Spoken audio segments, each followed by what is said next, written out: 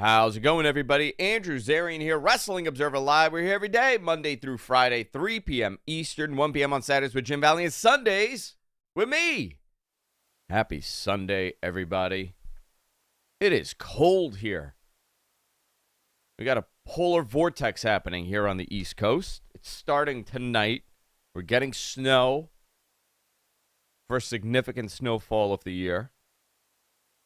Looking forward to it, but I don't want to go to work tomorrow. Even though it's a holiday here in the States, I still got to go to work. But a lot of pro wrestling to talk about. Last night we saw AEW Collision. Tonight, by the time you guys are done with this, GCW at the Hammerstein Ballroom will be going on the air. They have about 1,700 tickets sold for that thing.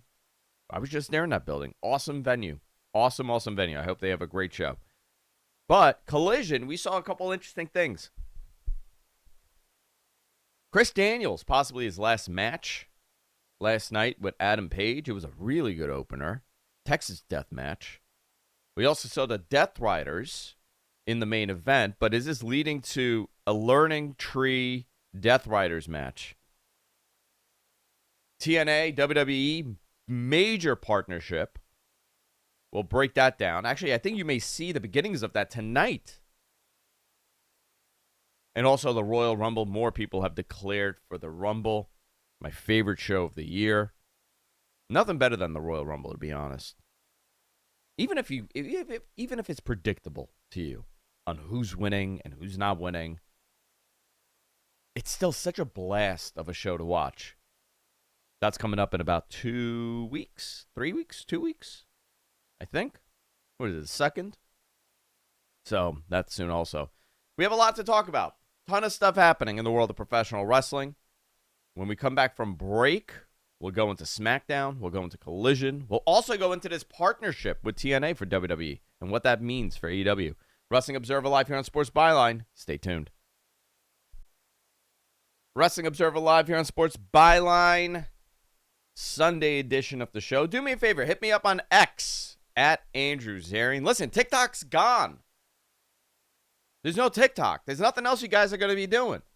I know you're I know it's like a terrible moment for many people's lives that TikTok is gone. But for at least a couple days, you have me to listen to. You have Brian Alvarez. You don't need TikTok when you have the Wrestling Observer. Let's talk about WWE and TNA, what this means. They've signed a multi-year deal to continue a partnership. WWE and TNA have signed a multi-year partnership that'll see wrestlers from TNA and NXT appear regularly on each other's programming. In the statement, it says, the agreement is to enable talent to garner additional exposure across key WWE and TNA programs, including weekly flagship shows such as NXT, which airs live on the CW, TNA Impact, select WWE Premium Live events, and TNA pay-per-views. This is interesting, and a lot of people were freaking out over what this means for AEW. I don't think this means anything for AEW, because AEW had a partnership with TNA for a couple of years. We saw that happen. But we've seen them also have a relationship with CMLL and New Japan. This is interesting, and I'm curious what this means for TNA talent, because generally when WWE partners with somebody, it doesn't end well for the other person, and I'm hoping that's not the case here. I'm hoping this is great for all of them. I think both will benefit. I think TNA talent will benefit from this, and NXT talent will benefit from this. We're not talking about the same NXT, even though their numbers are doing tremendous on the CW. They have The Rock on the show. It's a very good show, but the name recognition for a casual wrestling viewer is not there. They don't know a lot of these guys. They didn't come from any other place. Most of them are new. They're breaking into the business. Like an Oba Femi. Oba Femi is incredible. But if you don't watch NXT, you have no idea who Oba Femi is. Am I wrong for saying that? No, I think I'm right. So if you could have another audience, which TNA, to be honest, it's more of a hardcore audience if you're watching TNA. Same goes for, New Japan or even Ring of Honor, AEW, a little bit more casual now. because they're on national television, on a major platform. But if you're a TNA fan and you've been there for a while and this guy shows up and it's Obafemi and he's the NXT champion, that's going to bring you a different. It's not about, oh my gosh, look how many people saw it. It's more about, look at the buzz we're going to get now on social media, because these are people that would never tweet about NXT. And I think this is a positive for TNA talent. Masha Slamovich. She was at NXT. She was in the audience holding the title belt. That's somebody that a lot of people don't know. Or like a Josh Alexander, which I think he definitely should be in WWE at this point. He's incredible. Or you got Jordan Grace. We've seen what she was able to do in WWE. She looked so impressive.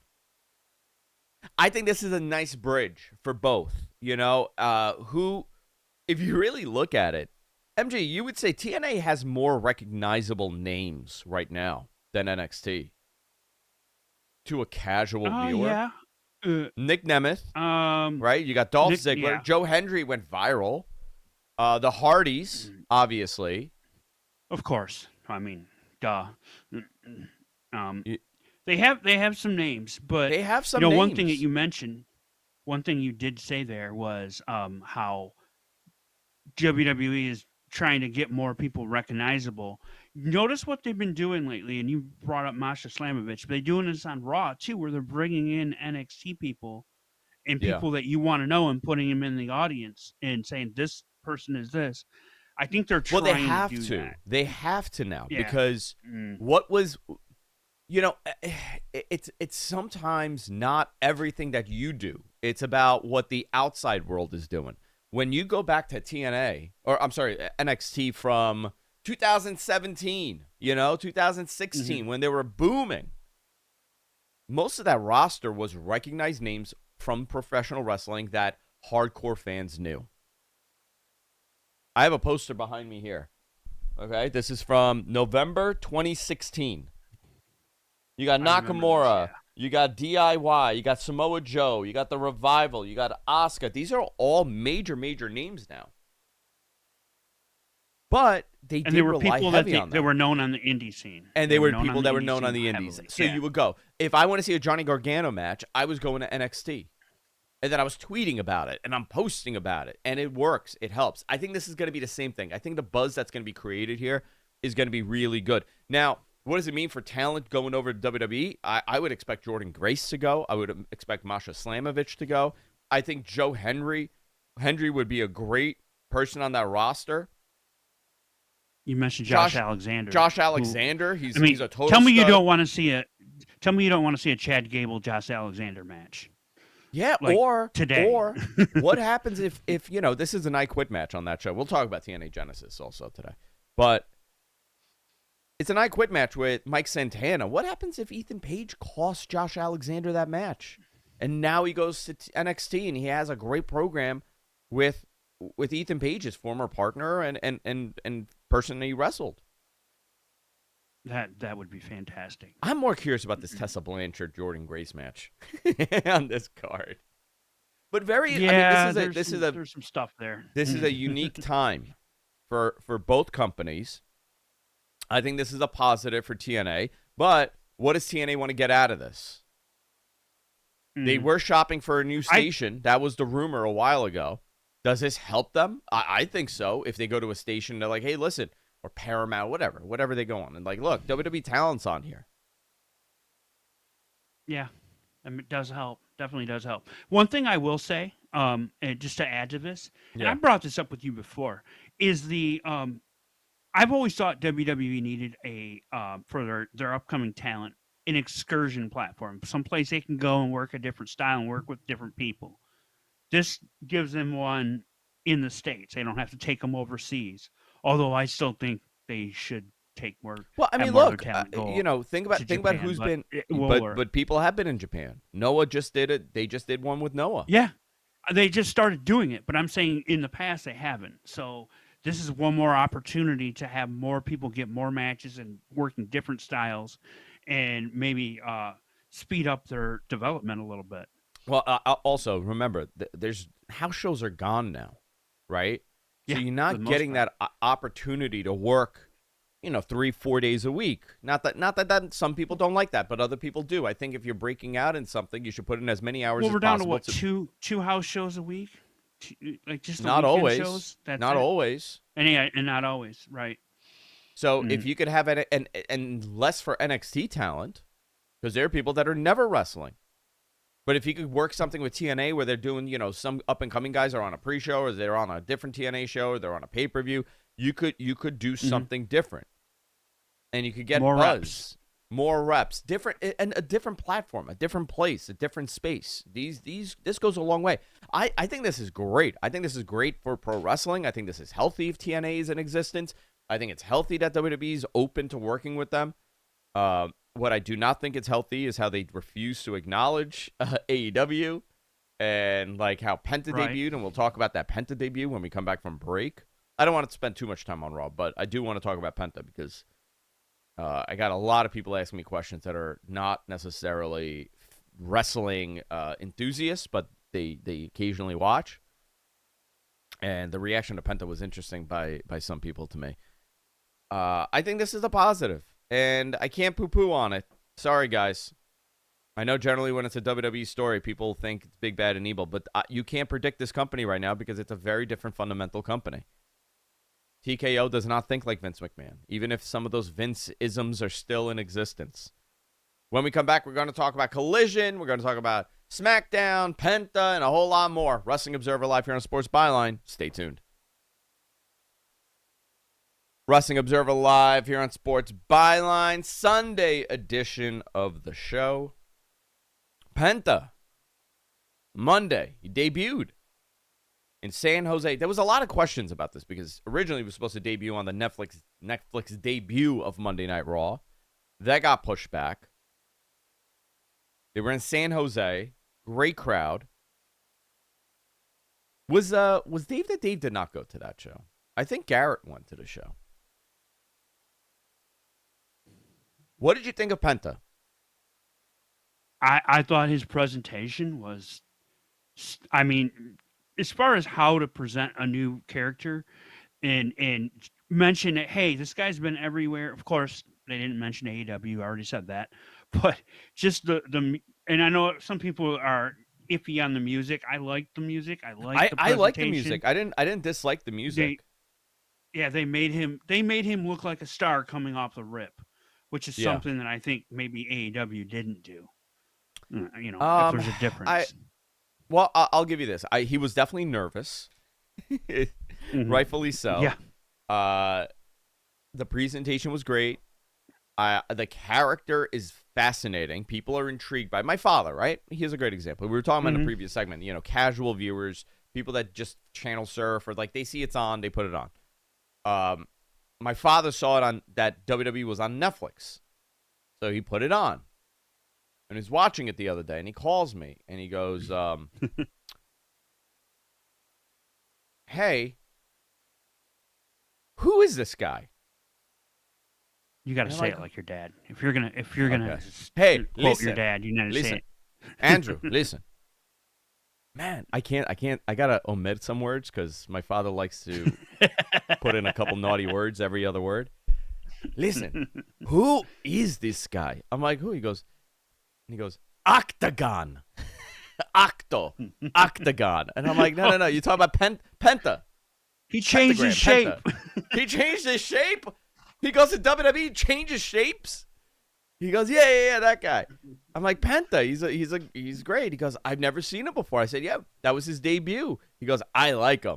That guy is cool. I like him. And listen, to you as the hardcore fan, you're like, oh, he likes him. He thinks he's cool. What does that mean? Yeah, that's everything you want. That's the reaction. That's all the reaction WWE wants. That guy's cool. I like his look. Who is he? I thought he looked good. He has to get used to that ring, though. That ring he needs to get used to. Yeah, the ropes he needs to get used to. You could tell he was. But the dude is great. I need a segment. Yeah. In the next couple of weeks, I need one segment where backstage he walks by Io Sky and they stare at each other and they give the point. Like, well, how I about Chelsea remember you from Green? somewhere. How about Chelsea Green? Chelsea Green's another one. Well, Io Sky and Kari had that crazy match with him. Remember that? Where they all got their arms broken. So I need something like that. But yeah, there's so many matches for him on the horizon. I think it'll be awesome. I want to see him and Ray, obviously. Him and Dragon Lee. I want to see some wacky combinations. Andrade. Oh, dude, him and Andrade, yeah, fantastic. I want to see him and Dwayne. Oh, Jesus. Him, Jacob Fatu, and Penta. Dude, put that out there. Him and Jacob there's Fatu, so many good ones. which I think they've worked together in the past. I think him and Jacob Fatu on the Indies had a couple matches. Probably have, but I'm just. And the fear is that he's going to get WWE eyes as far as I don't know what that means now, though. Again, right? I don't know either. what that means in today's we're WWE. Seeing package pile drivers, right? We're seeing package pile drivers. We saw that. We saw that crazy. I mean, we're seeing pile drivers come back. I thought Penta did one. Penta did a version of one. Right? Yeah. I thought he looked good. Now the question is, what do you do with him? I think for the next couple of weeks he does. I want to see him and Punk again. Yeah. Okay. That him and Cody, him and Seth, can you imagine him and Roman? This is the fun part about wrestling. When you have a unique wrestler like Penta that comes into a company that has something behind him. He's not cold. He comes with something already established as somebody, and you do these wacky matches. And that was the beauty of AEW in the beginning, first couple of years.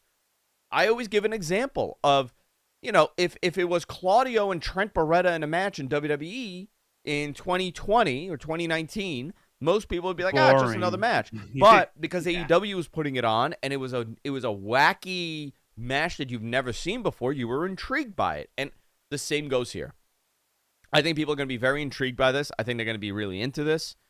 I'm very curious. Do you like how the name this Penta? goes. I love the name.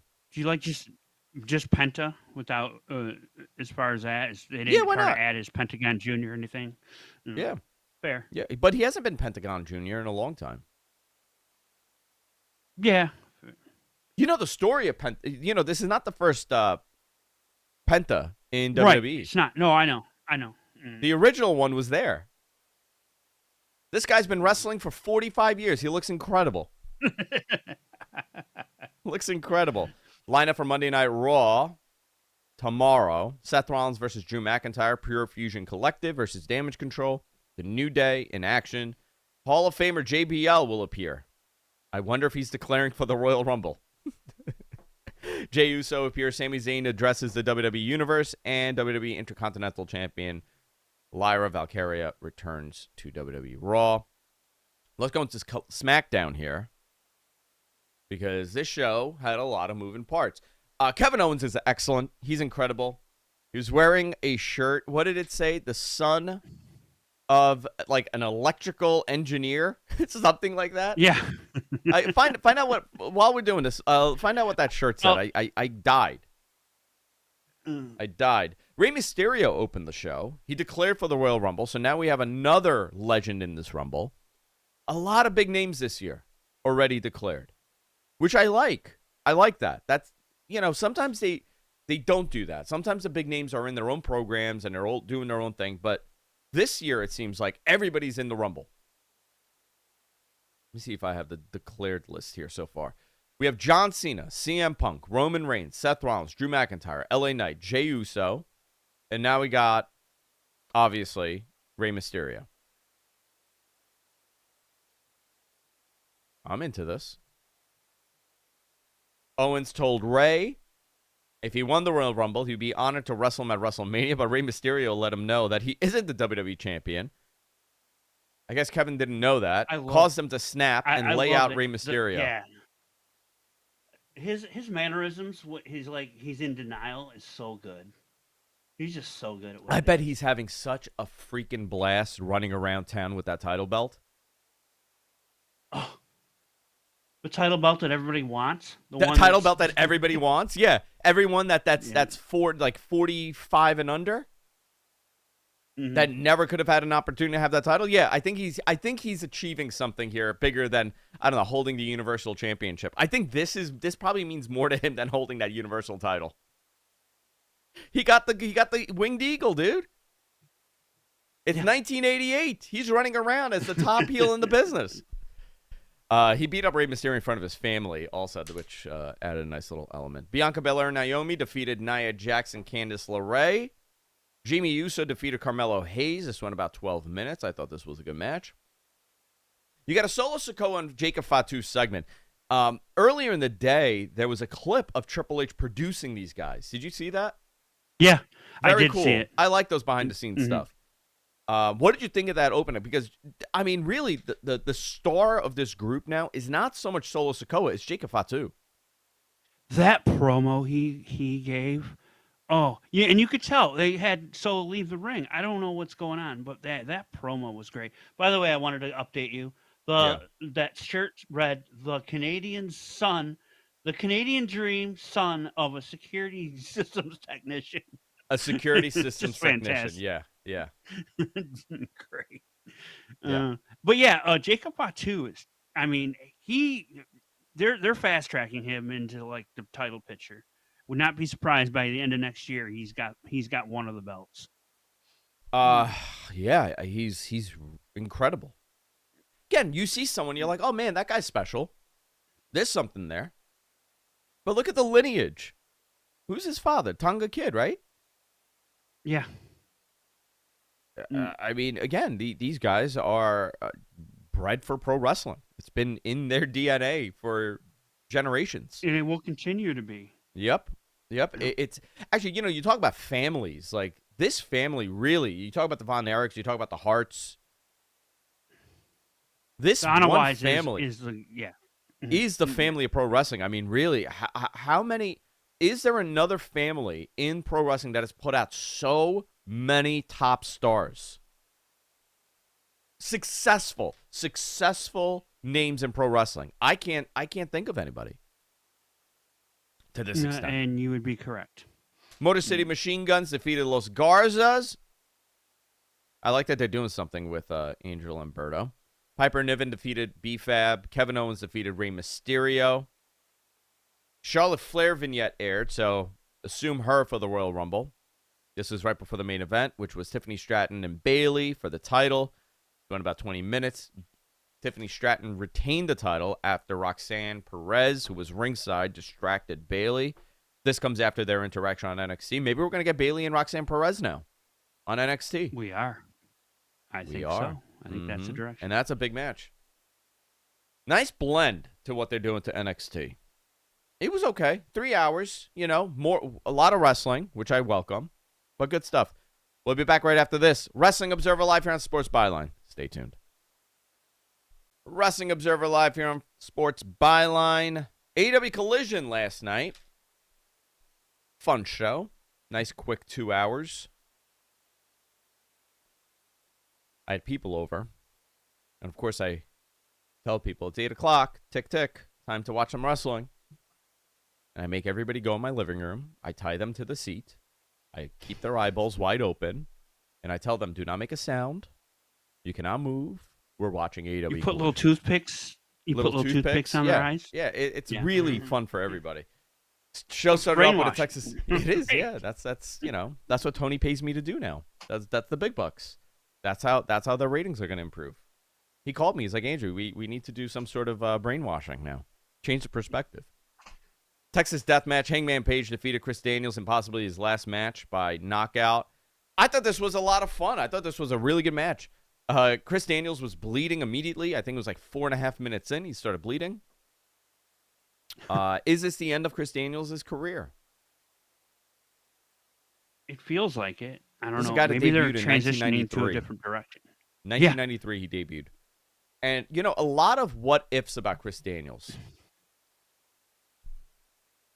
Do you know what the biggest what if is? I know your favorite. Yeah. He could have been the higher power. Yep. He's 54 years old. He's 6 feet tall. He could have been the higher power. Now, you know who I thought would have been a great fit? Do you remember? We'll go into this, but do you remember who the rumored names for the higher power were? I remember You know going on the what? message boards, and I remember that day when they were going to do the unveiling. I was at Taekwondo. You know who else was there? Rich was there also. And I got my parents to pick me up at 8:40. Because remember, Monday Night Raw started at 9. They picked me up early, 20 minutes early, to get home. And I put my VHS in my VCR. I hit record. And I wanted to know who the higher power is. The rumors, remember, it was people were saying, could it be Jake Roberts? Right? That was one. Is it Ted DiBiase? Everybody was saying, is it Cyrus? Which, in hindsight, would be interesting, right? I think by today, like, if you look at it today, that would have been the best pick. Now, I don't know if that version would have been as successful as now. But, you know, he was a good cult leader. Cyrus? Who did he manage in WWE? It was like Kurgan, right? Yeah, it was that weird stable, right? Yeah, it was that weird. Don Callis, I mean, the longevity of this guy, 60 years old. He's been around for so long. Again, does that change the dynamic if it was him? Fascinating. I love to think about that. But we ended up with Vince. And we got the classic line of "It's me, Austin. It's been me all along." And Jim Ross's reaction. I think people remember Jim's reaction more than the actual angle and where it led to. I don't know if that's a good thing. Tony Storm promo. I hope we do something with Chris Daniels. What a fascinating career he's had.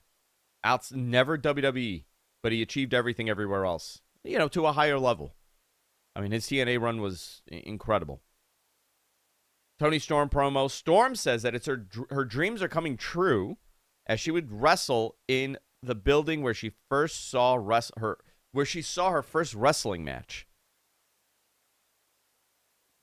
She said that she had yet to introduce herself to Mariah May and wanted to introduce herself next week on the homecoming episode of Collision. And then she got pushed. They pushed back. I think it was Tony. It was like, so you don't know about your history with her, and she like blew it off.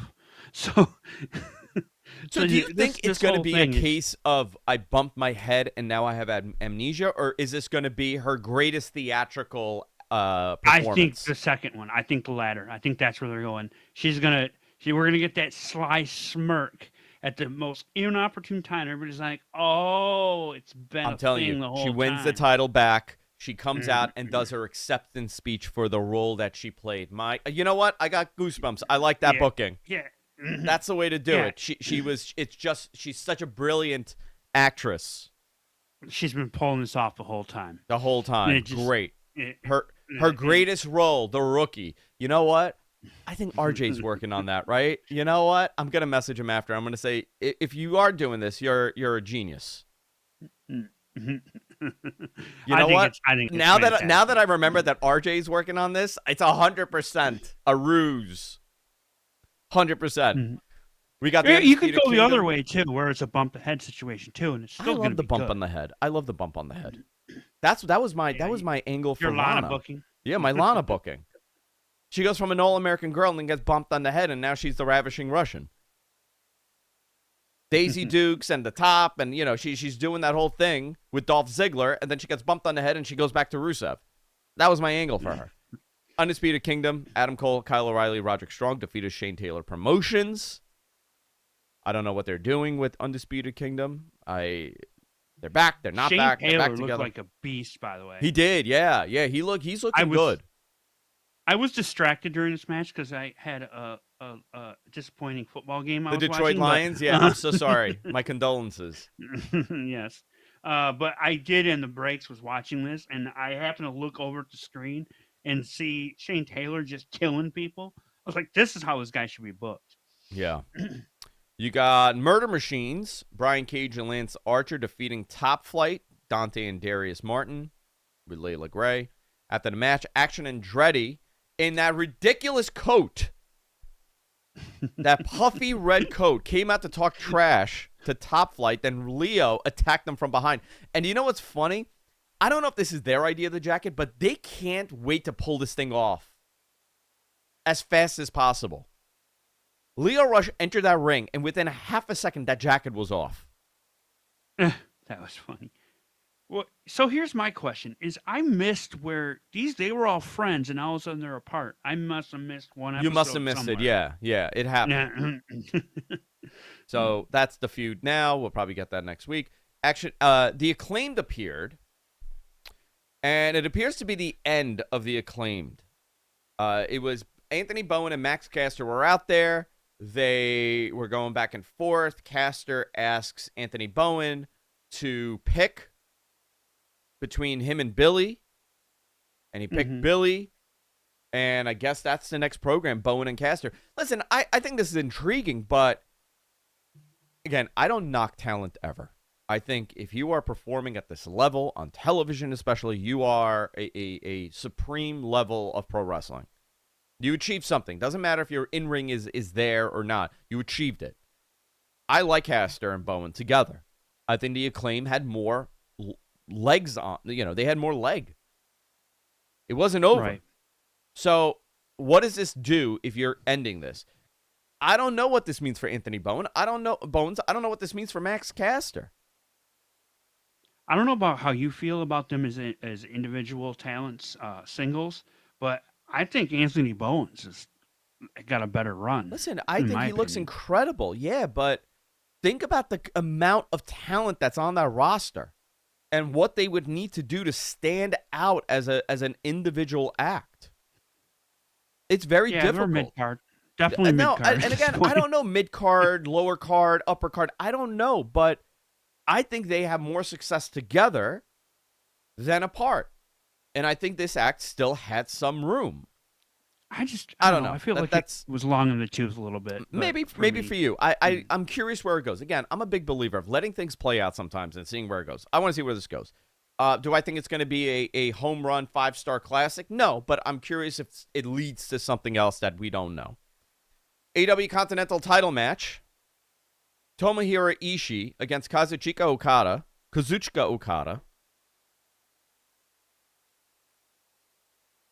It used to be Kazuchika. Remember? That's how Brian Alvarez used to say it. And then it became...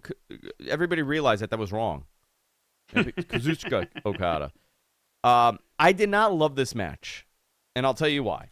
It was 8 minutes. Okada's not an 8-minute wrestler. I don't think he's used to wrestling 8 minutes. This man is quite possibly... and Dave was speaking about this today. Okada's probably the greatest long-form pro wrestler ever. He's not used to going under 20 minutes. So it was weird to see this in 8 minutes. I love his presence. I love Okada's presence. Him and Ishii have wrestled 1 billion times. I would say that this was probably not their I would say it was more on the worser of their series of matches than their best of. You think that's fair? Yeah. That's fair. I've seen a few of their matches, and you're right. He knows how to build a certain type of match, and asking him, okay, you have the next 8 minutes to do something and fit all your stuff in. It's going to be harder for him. Yeah. So that was that. But that's, getting accustomed to TV, weekly wrestling in North America. That's not something that he does often. Yep. Dustin Rhodes defeated Adam Priest. Julia Hart defeated Harley Cameron. Main event.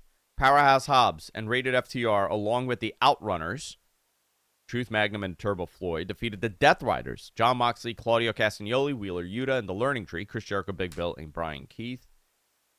What was the story here? That it ended up being just the Learning Tree out there? Yeah, well, so FTR and Cope got in a fight with the Death Riders, and they just went backstage in all sorts of mess. This, I, I want some more direction with this Death Rider stuff. So I you're don't know. now it's now hit you, right? Now you're off on this. Yeah. I Okay. used to be honest. All of a sudden, it's starting to hit me that I there needs to be some change, or some more I guess character, something else, well, another shoe needs to drop. well, that's going to Make be my this make point. sense. Yeah, that's my point. If Mhm. again, I'm holding my reaction to this because it's all from the beginning. They've told you the story that there's something more here. Right.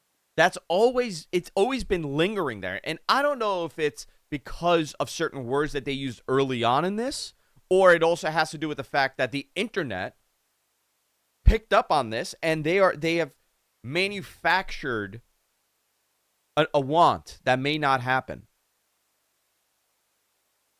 You know, like the Shane. Let's say it is Shane. If Shane were to show up, does this change anything? I don't know. I don't know if that's worse or good. If there's some spin to this, and there's another member, and there's a turn, or imagine they kidnap Tony Khan. Does that change? They put him in a shark cage, and the main event is for saving Tony Khan. Oh, Control of the company, and Tony's on the fish in the shark cage, but I don't know. I have no idea what the hell this is leading to. I don't. And that's the problem. And that's the problem. I mean, no, that's possibly good because I shouldn't know. I should be intrigued every week, but I'm not as intrigued because I'm just, what's next? What's happening? And it's not happening. So maybe there is no plan. Maybe there is a plan. I don't know. When we come back from break, we're going to talk about next week's lineup for both Collision and Dynamite and a little bit more. Wrestling Observer Live. Wrestling Observer Live here on Sports Byline. Final few minutes of the show. Next week on Dynamite, you got Will Ospreay and Kenny Omega meeting face-to-face. They're going to do a tag thing. Cope versus Pac. Two ridiculous names. First, do you know that is the first time they've ever wrestled? Will happen on Wednesday. Pac and Cope. Looking forward to that. AEW Tag Team titles. Private Party defends against the Hurt Business. Do we see the title switch? I hope so. I think we need it now. We need it now, and you got to build this tag division with just some real kick butt matches. Samoa Joe, Nick Wayne, the return of Samoa Joe for in-ring action, and you got Julia Hart and Jamie Hayter. Next week on Collision, Mariah May, Tony Storm face-to-face.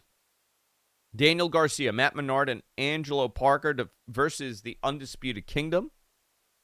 And you got Buddy Matthews and Brody King against the Gates of Agony so far announced. All right, cool. That looks good. Genesis tonight. Nick Nemeth, Joe Hendry.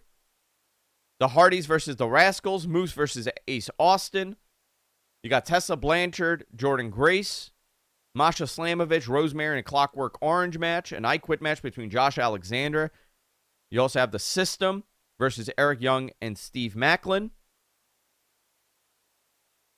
Oh, you also had Spitfire versus Ash by Elegance and Heather by Elegance for the TNA Knockouts World Tag Team titles. This looks like it's going to be a fun show. Looking forward to it.